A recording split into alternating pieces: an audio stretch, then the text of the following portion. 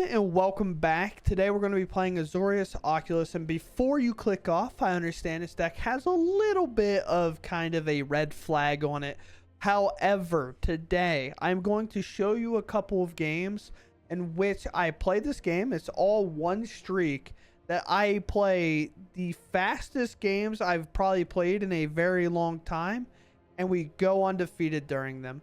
It is quite wild how fast and aggressive we were able to get, and our longest matchup actually happens to be against mono red, which is crazy. But what are we trying to do in this deck? If you don't know, we'll cover it quickly, as it's not super new of a strategy. It's just been around for a little while now, and it kind of got a facelift in the Pro Tour playing Jeskai. But we're back on the old-fashioned blue-white variation here, and we are using cards like Helping Hand and Recommission to basically bring back a couple of 3-drops that we're playing that either have a requirement to cast, so it's a little bit overpowered, but we bring it back early so we get to take advantage of its overpoweredness, or the other one that gets a lot stronger as the game continues on, with the spells and instants and sorceries in our graveyard being the Abhorrent Oculus. As additional cost cast this, we exile 6 cards from our graveyard, flying at the beginning of each opponent's upkeep before they can even do anything.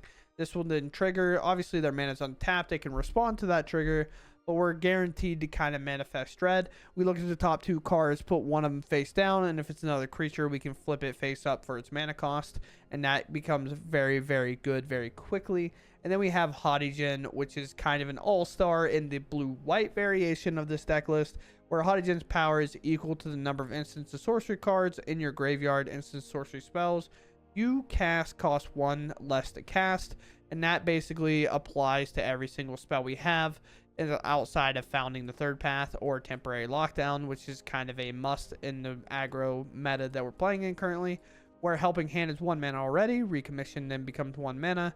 Soul Partition, a good solid card, but then it's 1 mana. Chart of Course, draw 2 for 1 and discard 1, which turns out to be very good. Look at top 3 for 1, and then the Pick Lock, putting 4 cards in our graveyard for 1. And one of the biggest all-stars that we're playing in this deck, weirdly enough, is Spell Pierce. Spell Pierce came back, and it kind of flew under the radar for a bit. I actually have a story of playing in a store championship.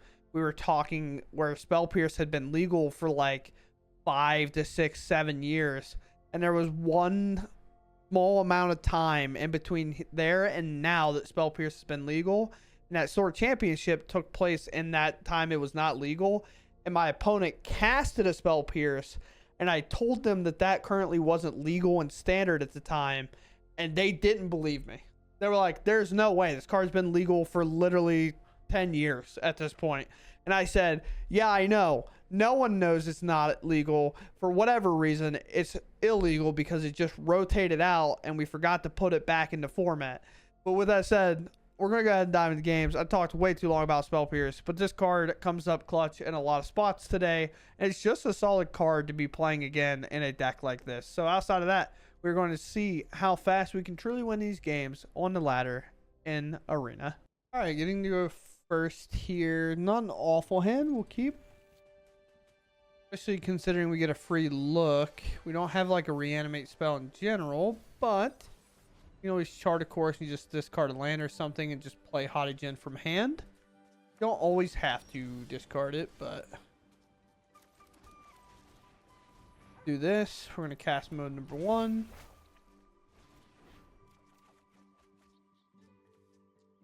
Honestly, Archive can just go at this point. Are we against blue-white or the mirror? It looks like blue-white, it seems. Kill ourselves. No Helping Hand in there, which is a little tough. I'm just going to play a Hodigen, though. Force them to answer it. Kind of don't like that it didn't set up in the center of the board. Seems like a little weird, but sure. It doesn't bother me at all. To be quite honest. Cast this Chart of Course, even though it'll technically shrink that a little bit, but it's only for 1 mana here. Oculus can go. We'll do this. It will only have like a destroy effect here. Grab a Spell Pierce, which is huge. bring out the Oculus, and then we just kind of have to pass here, I guess. Again, we now have a Spell Pierce, so that's pretty solid. That's a second Hottie Gem, but they won't know that. The only type of board wipe here we're protected from. And realistically, depending how this goes, means I will just interact fairly well. We'll return that to hand. I would prefer it not to get exiled. Thank you very much. Like a plus there, which is also fine. Another helping hand is great. We have another Hottie Gen in our graveyard, so that's always awesome. So we go land. Gonna have to flip for 3, isn't it? Yeah. Turn this face up. Let's cast this to grab back Hottie Gen again. Now this can take out Jace, where Jace is only plus so far this game. We hit face, and now a Sunfall can't do much. And if they exile one of these, then so be it. But obviously we have the interaction for Sunfall. Spell Pierce. And no mouse slip for us, so we win the game. Very cool. We move on. All right, my opponent goes first. We have no way to discard these. Is that a problem? Kind of. Like, should we not be able to find a way? I guess so. Ooh. It's going to be a little bit of a struggle bus for us, that's for sure. On the draw against this type of matchups, definitely going to be tough, but we'll get to go founding into pick lock and to hopefully find something. Yeah, I have an Elspeth Smite. That's me, Elspeth Smite guy over here. We're gonna learn this turn. I don't have that. I just gotta go for this. Bluffing's only gonna work for so long. By so long, it's like never gonna work. Moment of truth has to happen, I think. Oh. Yeah. Don't know how we're gonna win from here. No outlet probably just puts us in the ground. No?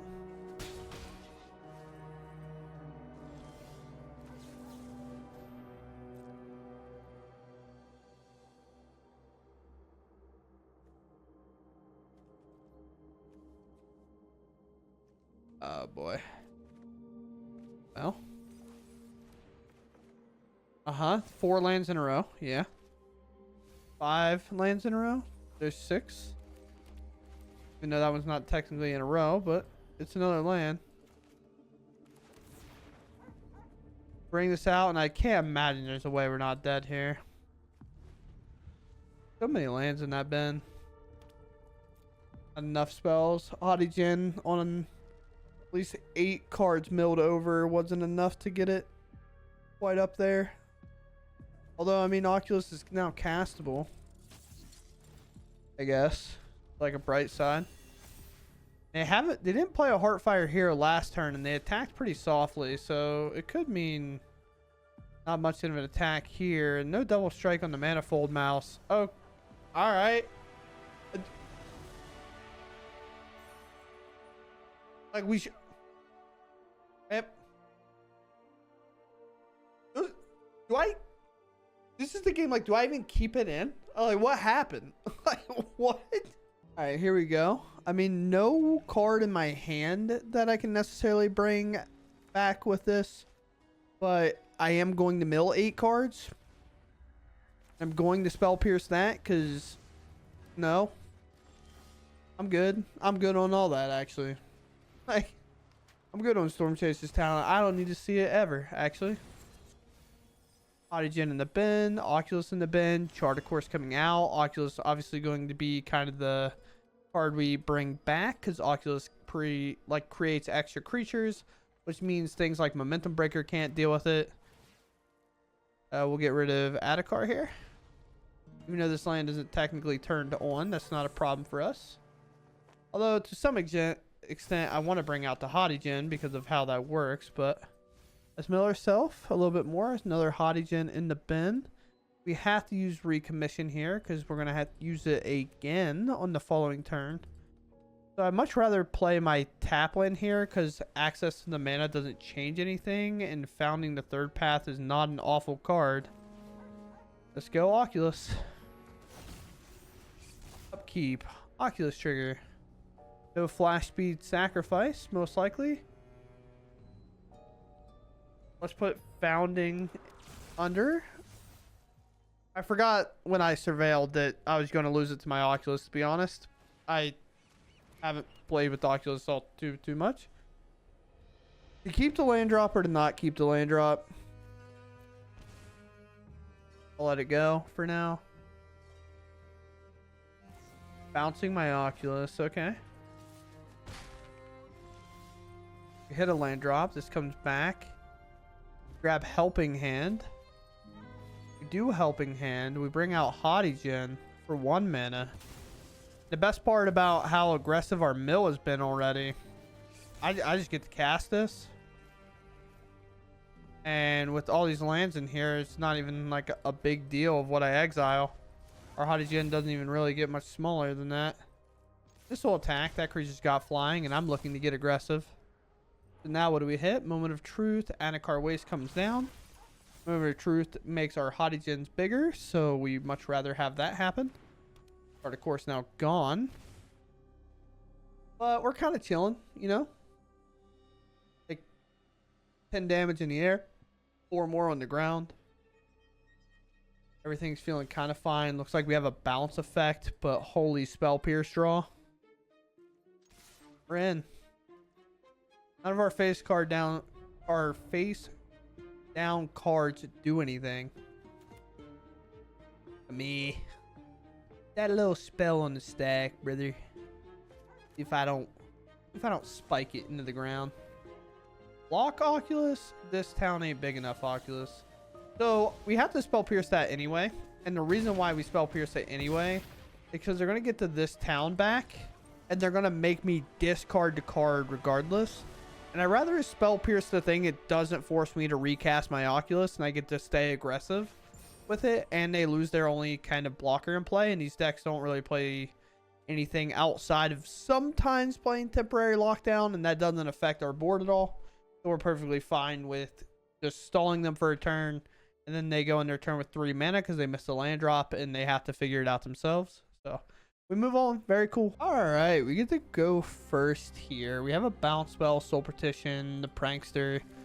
We kind of have a control hand that randomly just slams an Oculus at some point, which is kind of funny. We'll start off with the basic island, play the Verge in after, allowing us to access all of our mana. And these Ixalan sleeves are actually so cool. I like them a lot. Access our mana. Go ahead, opponent. A lot of land drops to be made. Looks like... I don't imagine it's Boros control, but it could be. I already played against Boros aggro, and I definitely lost that match, but Arena gave my opponent other ideas. Let's do this. I will take this recommission here. Seems like a good idea to me. Then I will play land. I will then recommission out this Oculus. And I will say go. Now, could they have a Shelter by Ghost here and a protection spell? Yes. But I ain't fitting to play around that. Bring back an Oculus with 1 kind of interaction spell is just good enough. Maybe we're supposed to play it differently. Does this work? Because if this counters this, it's great. But we also have a Shelter by Ghost next turn. Not a Shelter by Ghost. We have a Soul Partition. And their mana, even if they had it, bro, Arena costed them for us. Very cool. Yeah, I had a good time. Arena, you won me the game, even if they had it. Because, this card likes to tap if it's not going to cause damage and leave up a mountain. They're like, yeah, at Monstrous Rage, you're probably going to use the mountain. But you have to be really careful with the Battlefield Forge. You have to tap the mana correctly. But what I was saying is it doesn't actually matter all too much. Because sure, this gets hit with the Shelter by Ghost this turn. And they get to attack, kind of do whatever. but then we just soul partition the Manifold Mouse, and then it goes into the exile zone, costing them 4 mana to play. So it costs 4 mana just to play the card. They won't get to offspring it, and we'll get our Oculus back.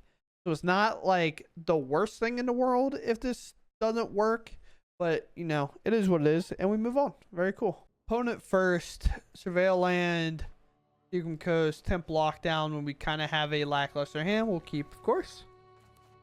See what's up here. They mauled, which typically, weirdly enough, in the past, it's just meant aggro, which has always been an awkward thing. Like, how is the aggro deck the one that mauls the most, you know? When we play control and things like that, oftentimes you have to find yourself mulliganing because, like, oh no, my hand has way too many lands or something. So you have to, like, maul, but it is what it is. Another land right now we don't need. Last thing we want is to just kind of flood a little bit too much here. Soul Partition is going to be in a weird spot. This has to be red aggro, right? Temp Lockdown should cover a lot of things. We will Soul Partition something next turn if we have to. Alright, they go for Monster Shreds now. That's 4 damage. Soul Partition number 2, which is great. We'll pass here. We took a lot of damage early, but we can kind of prevent ourselves from losing here. This is extra damage for no cost for them. This is 2 extra damage if I let them declare it as an attacker. So I'm just going to Soul Partition this in hopes with them to play a land and then recast it so I can temporarily lock down the board. It actually makes sense, but it could also just be more Monster Rages and stuff like that, or that, for example. There's a Hottie Gen. I could chart, bring it back, but that doesn't make a lot of sense right now anyway. When Soul Partition alone is just going to be enough to deal with this Higher Claw, I think. Yeah, I think I just passed here. They opted for like going Higher Claw nonsense, and as of right now, we have just shown that we're control. Although Swiss Spear does make things a little bit more irritating. Let's get rid of this. Missing the land drop and our temporary lockdown is just on an awkward like timeline, I guess, in a way. Like any Monster Shreds here is just so good for them. It puts us so close to lethal. That's just the hard part, right? It's like I can't. I don't know.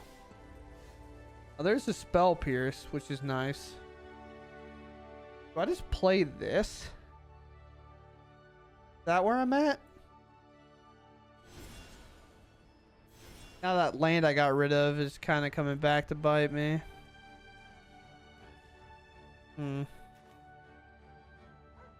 This is a weird line with Spell Pierce. I think I just played this and I used it as a jump blocker. Like over and over again. Where like a Monster Shreds and stuff can't necessarily travel over top of the Picklock Prankster. Even if they cast a Monster Shreds on the Swiss Spear, I can always Spell Pierce it. I don't even care if we lose our Picklock Prankster in a spot like that. First Lightning will allow, because we kind of have to. The second spell that we're not going to allow to hit us. We can afford it. Another Burst Lightning, sure. We'll handle that now. Then with another land. Helping Hand doesn't help me because it comes in tapped. So let's just play a Hottie Gen as a 3/4. Hottie Gen will have to block. Can we find a land? No attack. Okay. Well, we get to play the video game now, I think. Do I just temp lock this board? I think so. Then no attack. Play a lot of hasters. There's not really a reason to get crazy on our end. Unless it's the Screaming Nemesis, and that sucks for us. Every time, dude. It's just every time.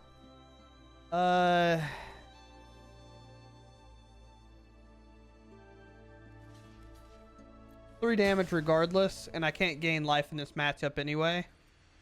This feels like they're going to deal with Hottigen, and we're going to bring it back. Hey, land. Huge. Back, Mr. Hottigen. Card, of course. Discard a card. Honestly, at this point, it's probably just founding. And I guess it's just play this and hold up to Spell Pierce. Grab the Moment of Truth, and we'll pass. Screaming Nemesis is scary, but then we can kind of try to go for lethal in a weird way. A higher claw alone is not going to be that great. Let's just hold here. If we get to their end step, okay, so there's no land drop. We play Moment of Truth, go down 1. We can take the bounce off, I guess. Although I think no, we take the removal spell. Graveyard that, we put that on bottom. The bounce spell can interact with the board, so there's just like no reason not to take it, I think. Now we're in this weird spot where we have counter spell. We bring back this. Then I just wait 1 turn and then 1-shot them next turn.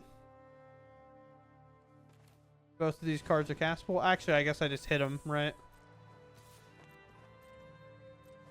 Then I bounce that back to their hand and I counter the important thing. Before they go to combat, we bounce the higher claw. If you find a land, it can technically give it haste, but that's not going to matter here. Sure.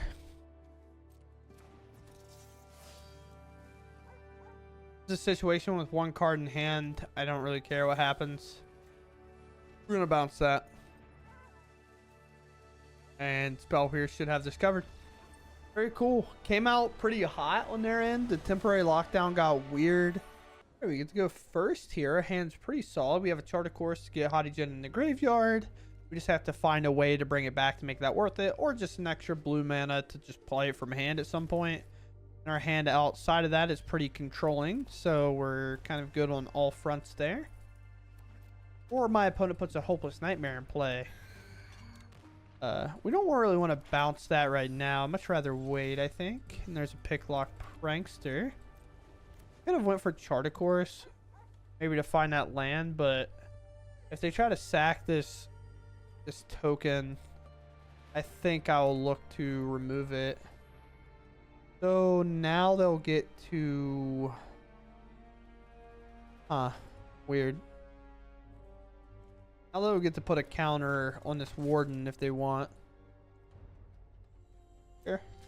We have to take the 1. They get way more value if I do it the other way. Okay. Bounce that. Set that, and we draw a land, thankfully. Do I just go for the Hottigen? And then I can just Shelter by Ghost them next turn? I think so.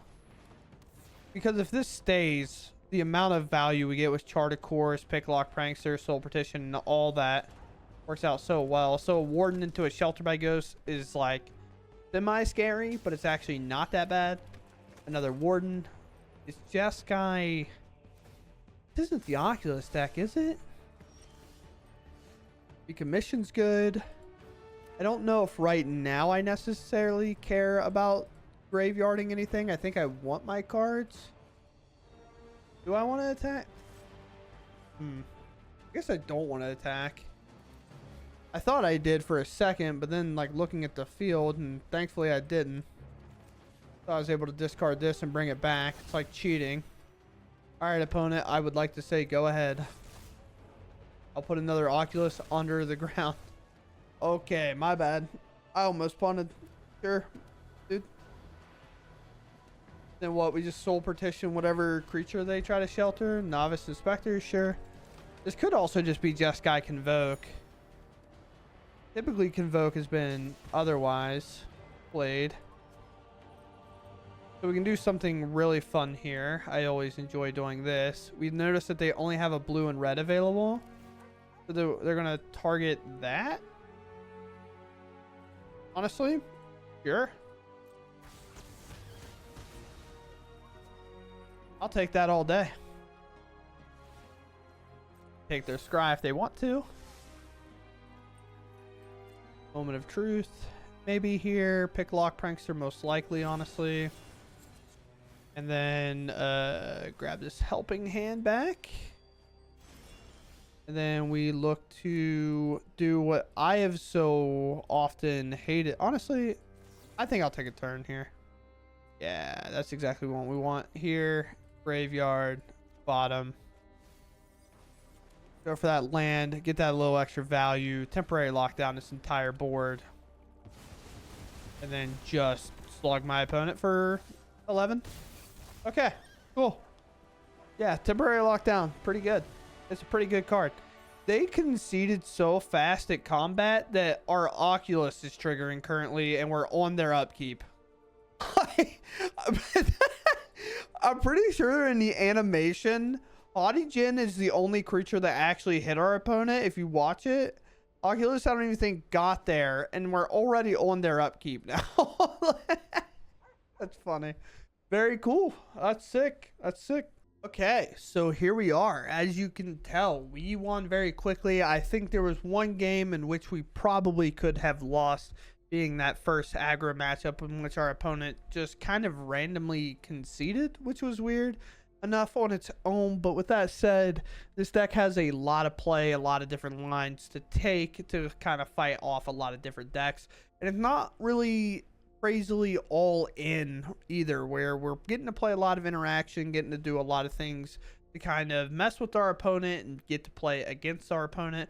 We're not on just 4 flood mauls in the hope we actually can counter a spell, spell pierce, bounce off. I was gonna say bounce a creature.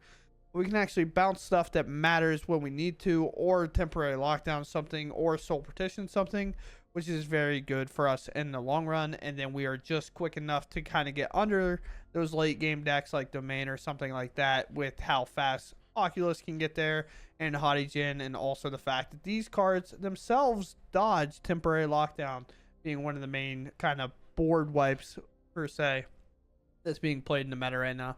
With that said, I hope you all enjoyed. I'll catch you in the next one. Thanks for watching, and goodbye.